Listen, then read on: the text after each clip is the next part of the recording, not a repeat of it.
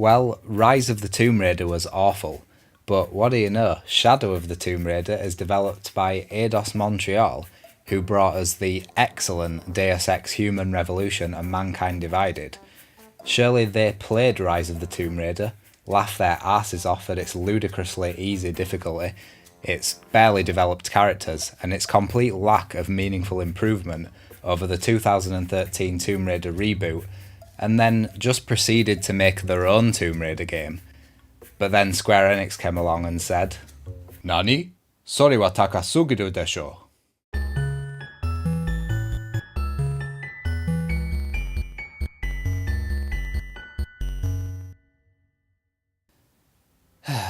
So here we are again, starting off with one of those flash forwards that were trendy about 10 years ago, featuring a plane that's about to crash.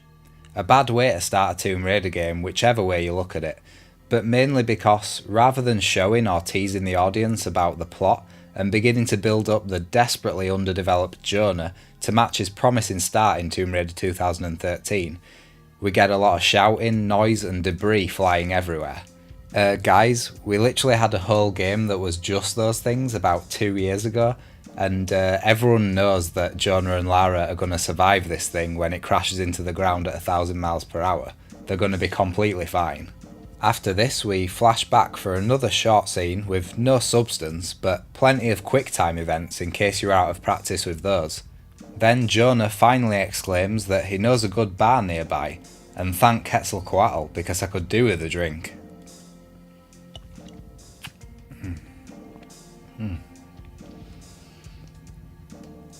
In all honesty, once the game calms itself a little, the player is treated to a nice slice of explanatory dialogue, catching us up about our hero's adventures since tasting the divine sauce. They are hot on the heels of the mercenary group Trinity, and have even taken down a few cells on their travels. Lara and Jonah have been using Richard Croft's notebook to track an artifact down in Mexico, which Trinity also seem to be extremely interested in. The following section of the game sees Lara slinking through streets in a masquerade mask, with the goal of infiltrating a nearby dig site, and it's effective both in setting the mood for the rest of the game, and in quickly getting the player back to grips with the controls, which are of course completely unchanged from Rise of the Tomb Raider. A word of warning for those intending on playing on the hardest difficulty, the game only saves when you use a campfire, and the only one in this hour-long prologue is near the end, so you better hope that the game magnetises you to every ledge sufficiently, otherwise you're practically back to the beginning with a whole load of climbing to redo. This is a real shame because although I love the idea of a hardcore playthrough where resources have to be used to light the campfires, this mode was clearly tacked on as an afterthought, because they didn't take the effort to balance the game properly around this mode. Despite the initial frustrations, this prologue as a whole is one of the strongest parts of the game, starting off slow but then ramping it up to one of the most intense moments we've had in this new trilogy. We even get clear character development from both Lara and Jonah, delivering what seemed to have been promised from the off. After a natural disaster Lara believes was her fault, she is now hell-bent on preventing Trinity from making things worse. Jonah on the other hand wants to help who he can right then and there, and accuses Lara of being narcissistic.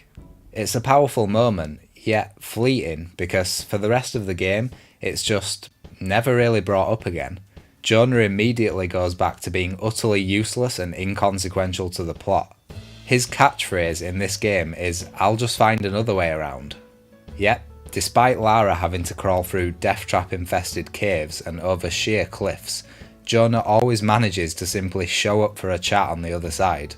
Lara even discovers an inhabited Mayan city untouched by the outside world by climbing up and through a mountain, only for subsequent trips to be taken via just a short boat trip up the river from a modern settlement. Also, everyone speaks English, and unlike prior badass depictions of Lara, she doesn't even attempt to speak any other languages, despite the returning mechanic of gradually learning languages by reading monuments. I never understood this mechanic, as it's not very realistic, once again despite marketing, and would have been better delivered as before by showing Lara researching intently before an expedition, utilising her gigantic library. There's yet more to say about Jonah.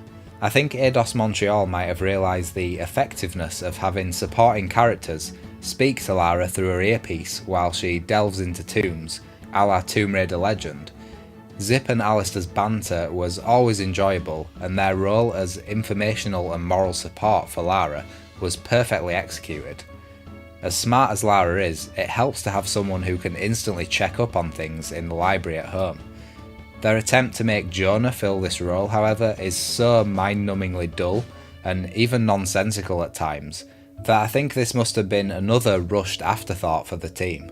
Take an early example of Jonah calling Lara to tell her he sees Trinity doing something, and we'll get closer to see. Nothing comes of this conversation. Lara, how's it going? Good. There are platforms that can help me reach the top. Looking for something to weigh them down.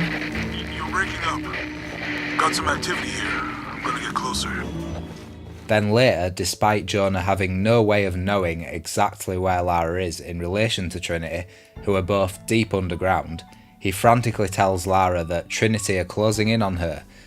Utter nonsense. Lara's new skills were a big focal point in Square Enix's marketing for Shadow of the Tomb Raider. How amazing is it that she can now wall run? Well, not very really, as that feature was in the Legend trilogy and could be done in multiple ways. In Shadow of the Tomb Raider, there's only one way you can go into a wall run, by rappelling down from a ledge first. It's the same every single time, and it gets old fast, just like the climbing in general, which is just as linear as it has ever been. Other skills are unlocked via the incredibly ugly and convoluted skill tree, which attempts to convey which skills have been unlocked, which are available, and which you don't have the experience for, through an arbitrary jumble of garish colour, white and grey. If you have the pre-ordered DLC for the game, you can safely ignore a lot of these which make resources easier to find, as, like most bad DLC, it just gives you stuff you might have otherwise had to actually play the game to get. Now take a skill like tying enemies up in tree branches, for example. The problem with this is that these are very specific branches that I found 2 of in the entire game, one of which wasn't really viable to use due to it being in view of pretty much all the enemies in the area. What Shadow of the Tomb Raider needed, and what Rise of the Tomb Raider was lacking too, was a bigger focus on the viability of stealth and an expansion of the player choice that this should bring. Whilst Eidos Montreal did certainly attempt to make stealth a bigger part of the game, in terms of mechanics such as using mud puddles to cover Lara, allowing her to hide against vine walls or make yourself invisible to infrared goggles. The problem arises when you realise that the level design simply isn't tailored around player choice, or even around the stealth opportunities that the game is seemingly trying to open up for you. The most satisfying moments of stealth are ones that are part of an extremely linear set path the levels are pushing you into. The rest feel like hiding spots are plonked down at random, in what is still a fairly limited space, which will more often than not result in enemy patrols that either walk directly into your path or remain frustratingly out of reach, with no conceivable way of successfully stealth killing them. Those mud puddles, though an excellent idea in theory, are actually very rare and only placed in some of the more linear sections of the game. There were also several sections that had walls to hide on, but I couldn't find any mud nearby, meaning they were pretty much useless. In short, what needed to be a sophisticated and open stealth system felt once again like a rushed afterthought. One of the best parts of Shadow of the Tomb Raider, and an important aspect of Tomb Raider as a whole, is the return of extensive swimming sections.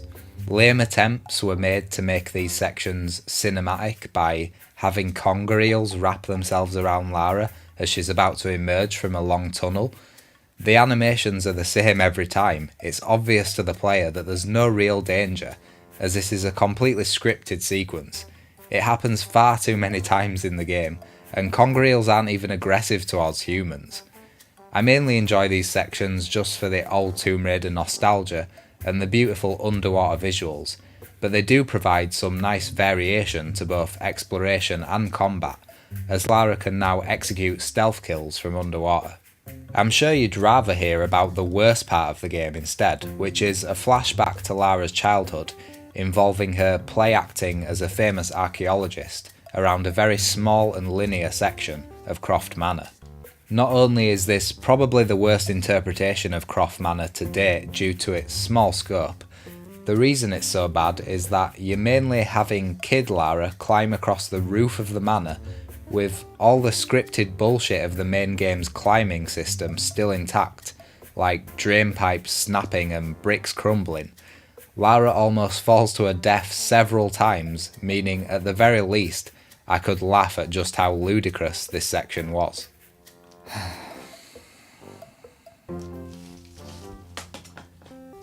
What else to talk about? The combat is slightly improved over Rise of the Tomb Raider, mainly in the fact that it's no longer possible to one-hit kill any enemy in the game with zero effort whatsoever.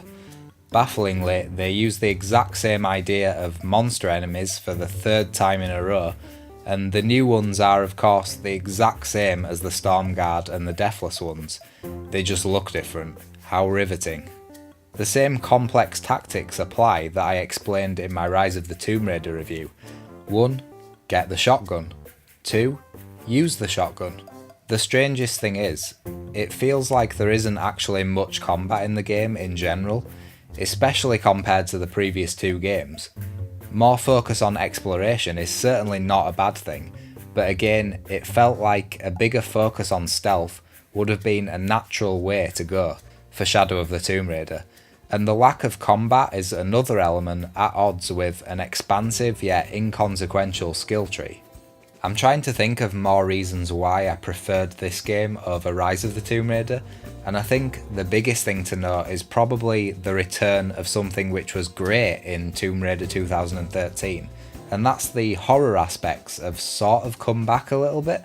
With the game being a Mayan theme, which again I really like and is probably underexplored in gaming, there was a lot of sacrificial altars and sacrificial tombs, things like that, with dead bodies and skeletons all around, and just that little touch of uncertainty about what's round the next corner plays really well in games like this, I think. But of course, all that gets deflated when you finally have the big reveal of the monster enemy, and then the game proceeds to just throw loads of them at you that can easily be dispatched by a shotgun. So yeah, that kinda took the wind out of the sails a bit for me there. Eidos Montreal are clearly great developers, but this fact is almost more telling of the state of this reboot style of Tomb Raider. This game was clearly not given sufficient time for new gameplay ideas to be fully realised. It was rushed out there as the next Tomb Raider game for hardcore fans to throw their money at. They also reused marketing hooks, asking fans to discover how Lara becomes the Tomb Raider, the exact same thing they promised in the last game, which went nowhere. The story of Shadow of the Tomb Raider starts off strong, but takes a nosedive right back to suffering from the exact same narrative problems that Rise had.